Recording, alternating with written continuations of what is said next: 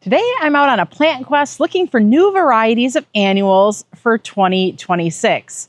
Hi, I'm Heidi from Garden Crossings, and today I'm here with Dawn, our garden center manager, and we are out looking for new annuals and even maybe some new perennials to add into our collection for this coming season. There's a lot of plants here in this at this greenhouse we're at, a lot of different trials, so we're allowed to see a lot of side-by-side comparisons. So we're going to just take a walk through these gardens and see what's new or new to us. And this is where I'd love to have your feedback. So I'm going to talk about a few things, show you a few things, and if there's things that you're like, you know what, that would be cool to add, let me know, because this is really good for us to get your feedback. And that's just really how we do make some of our decisions as to what some of the new plant varieties are that we'll be carrying. So let's go ahead and take a walk through these gardens. So these are the gardens we're going to be walking through. A lot of these, actually all of these are planted in containers. So these are all container trials here at this greenhouse. And there's just so much color everywhere. They also have hanging baskets with combinations. So we'll be looking at those as well. Taking a look to see if there's anything there that looks cool. And oh my goodness, there are so many coneflowers. So this is the SUNMAGIC series of coneflowers, and this is something we are actually doing trials of at Garden Crossings as well. When we were at the trade show this summer, a couple weeks ago, we saw this display of coneflowers, and there's just so many different colors available. So we got in, I don't know if there's about 25 or so different variations of color in this series, some singles, some doubles, and we're just going to trial them and see how they do. What we love about these SUNMAGIC coneflowers is their habit. So we're going to be seeing a couple other areas as we're walking through these gardens today, so you can see more of these plants, to see them in various different plantings. But they're so dense and they're compact, only about 18 inches tall. But there's just so much branching on these plants, and the more branching results in more flowers, which is obviously what you want. It's more flowers, especially if you're planting, coneflowers up. These have been in bloom for 4 to 5 weeks already, and they're still going strong. I mean, just look at all of that flower power going on with these SUNMAGIC coneflowers. So we'll be looking at more of these as we go. So if this is something you might be interested in, we'll be looking at other plantings as well and show you more of them. So enjoy the tour. There's going to be a lot to look at, and we're excited to show you some of the new things that we're seeing here. We're at DGI Greenhouses. This is a wholesale grower in West Michigan. And these plants that they have on trial here are plants that they carry in their wholesale catalog.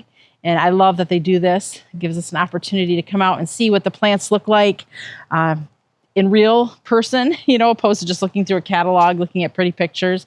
It's always nice to see what plants look like for real. So it gives you insight into the habit and such.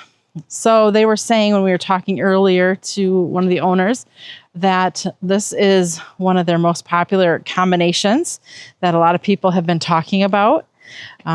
Here's the list of the plants that are in it. That's one nice thing. I can take a picture of the tag and you can see. But just a really nice mix of various petunias. The one thing we were looking at as we were walking through was actually this bridal veil. This is Tradescantia purple bridal. It's a great filler plant for part sun locations, and they're using it a lot in a lot of their planters. It's just kind of a nice filler. So that's one thing we're kind of considering, is potentially that Tradescantia purple bridal. Here's another one here to show you it in the different application. What do you think about this plant? Is that something you could foresee using in your containers or combinations? Another plant when we were walking through that kept, striking us and catching our eye was another coleus. It's Coleus Great Falls Rose Gold. Look at the beautiful color there of the Great Falls Rose Gold. It's kind of a coppery burgundy yellow. I don't know. It's really hard to say what exactly the color is. But this here, it's got a nice habit, and we're going to show it to you again in a hanging basket in a shade garden. So stay tuned for that. But this is it's got a nice habit, not overly aggressive. They have it planted with petunias and lantana. What do you think about that? Would you see that as something you would plant in a container or in a hanging basket in your garden? We're going to just keep meandering around and look for a few more things that we can point out and show to you. But before we go too much further, I wanted to show you these gorgeous raised beds that they have. These are in galvanized feed troughs for animals or farming. And they created a raised bed garden in here. A lot of the plants are perennials. So here's a Heliopsis. That's really pretty. We were talking a few minutes ago about the Heliopsis, so we're going to do a little bit more looking to see what different varieties they have. But I really love the large flower, and it looks like a really golden ray of sunshine here. Some of the coneflowers mixed in there with Veronica, Coreopsis, Russian sage, a few little leucanthemum down in there, some scabiosa. This is a great pollinator garden. Look at all of those beautiful colors. I guess I never really would have thought about planting perennials in a raised bed like this, and even some heuchera. So this is just jam-packed full of all kinds of wonderful goodies. I'm going to take a picture here of the sign so you can see what some of the plants are in here. You can take a screenshot if you want. That way you can look these up. These are not varieties we carry, although I shouldn't say that. We do carry a good handful of them on this list, but just really a fun way to create a garden, especially if a patio is your place for gardening. This is a great way to contain it all into a big container and kind of box in your patio. Here's another one over here too. I'm just going to show you a few of these.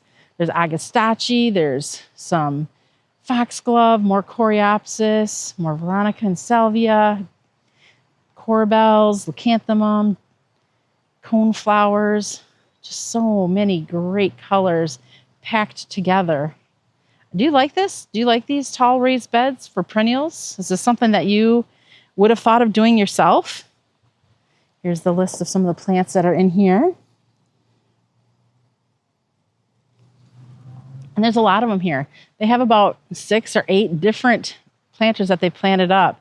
And it's really giving quite a bold, fun look to this area of the garden.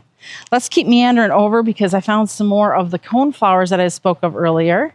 Again, these are the Echinacea SUNMAGIC series. And let's see, was there 8, 12, 13, 14 of them just laid out here. The one thing with coneflowers is you kind of, my opinion, I feel like you need to pick 6 or 7 and go with them. Because when I'm looking here, these are all different varieties, different shades of pink, different shades of red, different shades of orange. And if we were to line them up kind of in rainbow order, we would be able to tell that, yeah, they're different, but are they different enough that warrants having every single variety? My opinion is the answer is no. But everyone does have a little bit of a different taste for what they like for color. So even though we're seeing 4 or 5 pinks here, maybe you're finding the perfect pink that's a different pink than what I would choose. This vintage pink, look at that. Such a nice dense habit. And I think that's just one thing that we really found that we liked about this SUNMAGIC series was the compact habit of it. And like I mentioned earlier, excellent branching. There's just so much branching going on and just so much gorgeous color.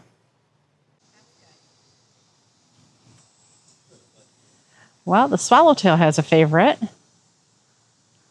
Look at him just going to town on that plant. So beautiful to watch. And that's why I like having so many colors of flowers in the garden and so many varieties, is because just watching nature, enjoying nature is such a fun thing. So here's more of the SUNMAGIC coneflowers. And you can just see there's such a gorgeous array. And they all look great. Nice and full. Lots of color options. Oh, here's another butterfly. Definitely if you're looking to attract pollinators to the garden. The yellow swallowtail just doesn't want to leave. Or tiger, I guess he's a tiger swallowtail. But yeah, this is something we might be introducing in the near future. What do you think? Do you like the habit? Do you like the colors? Could you see these being a replacement for the sombrero series? That is really what I'm wondering, what your thoughts are on that. So we talked about that Heliopsis just a minute ago, and so here's a trial of actually Coreopsis and Heliopsis. So this is the one that really struck us as really pretty. This is the, I don't know, Baccio de Sol? I probably said that totally wrong, but what do you think about that color? that's just such a vibrant golden sunshine bloom. So that's one that we're really considering. Really a very neat look. Here's a feast for the eyes. This is a trial of petunias and coleus and a few other random little things, but isn't that just gorgeous color? So when we were walking through here, a couple things that kind of caught our eye were straw flowers. Now I know straw flowers are kind of an old-timey thing, but look at this gorgeous color. This is a nice orange, big blooms, drought-tolerant plant, and also deer-resistant. They do not like the texture of that flower in their mouth. What would you think about having straw flowers? Another gorgeous orange here, a little bit smaller bloom. Yellow, I think, is one of the more popular colors. We do have a yellow that we carried this year. We were also pretty intrigued by this pink color. This is sombrero pink. Kind of interesting, I think. The other thing we had this year is we added in a few new Angelonia colors. And we found that people were liking the different non-traditional flower colors. Here's a really pretty one, Angelonia surfinia blue wings.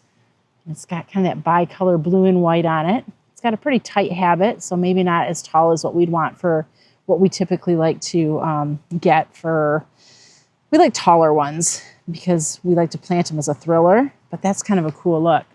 Another thing to point out is coleus. I mean, there's a lot of great color blaze coleus, but this here is a collection called Terrascape. There's a lot of fun colors in here as well. A few things that kind of stand out to me as, you know, distinctly different than what we already have in our Color Blaze series would be this one right here, Skeletal.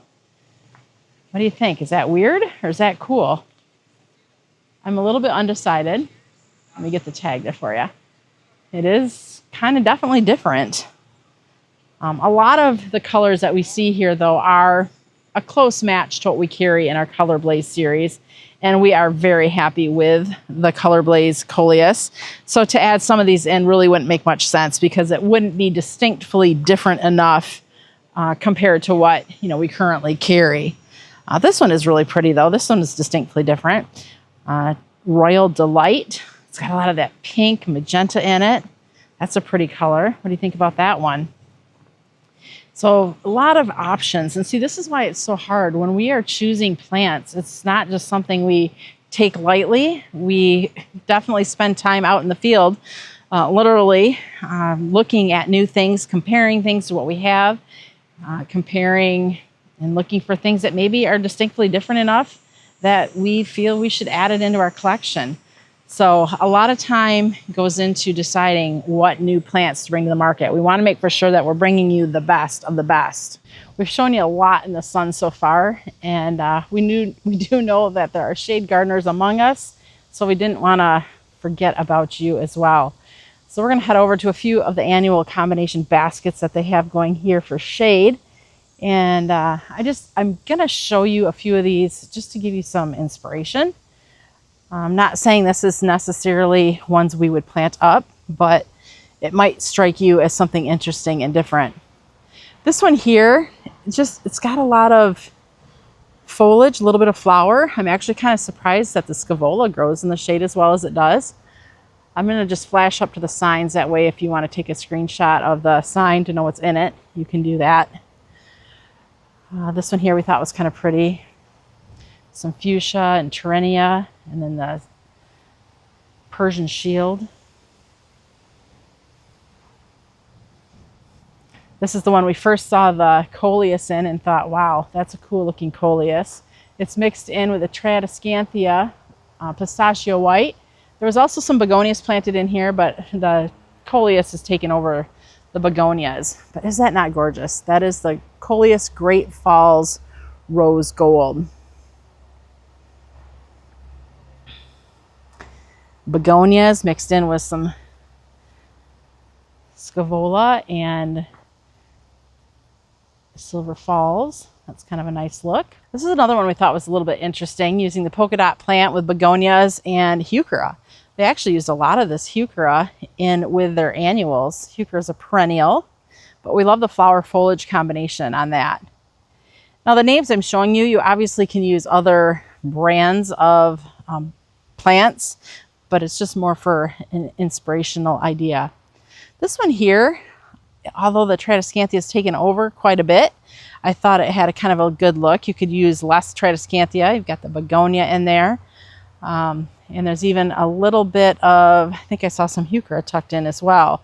So obviously you'd have to do a lot less of the wandering Jew there. But at least it's a starting point for a concept for a shade idea. And another one that we thought was really neat, this has again the heuchera along with fuchsia in it. And then it's just got a little bit of the vinca vine.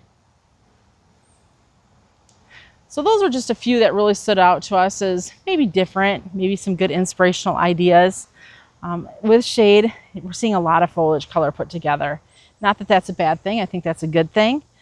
But it's always hard to say, wow, look at that bright, colorful basket, you know, in the shade, especially with what they've got going on here.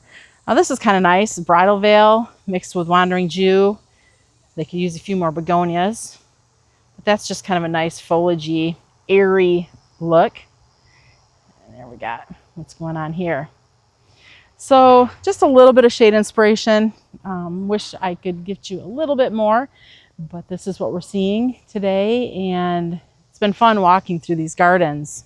Thank you for walking through these gardens with me today. If you have any questions or comments, please feel free to leave them below. If you're new to our channel, we welcome you to subscribe. Basically with this video, I'm hoping to get your feedback on some of the different plants that we saw today. Were there things that you liked, things you didn't like? Because this is what helps us make our decisions as to what we'll be carrying in the future. Thanks for watching. I'm Heidi from Garden Crossings.